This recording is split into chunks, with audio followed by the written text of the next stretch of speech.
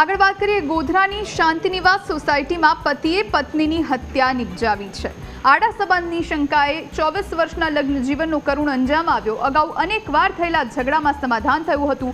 આ વખતે સુનિલે પત્ની વિદ્યાનું ગળું દબાવી દેતા તેનું મૃત્યુ થયું છે। મૃતક વિદ્યાની નાની બહેનની ફરિયાદના આધારે પોલીસે વધુ તપાસ હાથ ધરી છે। પોલીસે હત્યારા પતિ સુનિલની ધરપકડ કરી।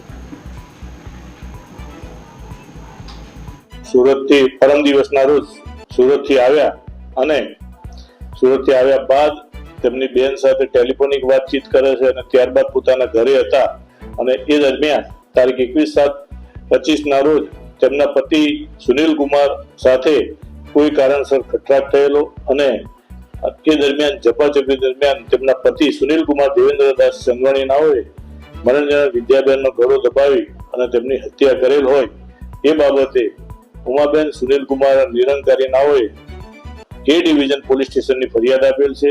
આ ગુનાના કામે આરોપી સુનિલ કુમાર દેવેન્દ્રદાસ ચંદવાણીને અટક કરવામાં આવેલ છે।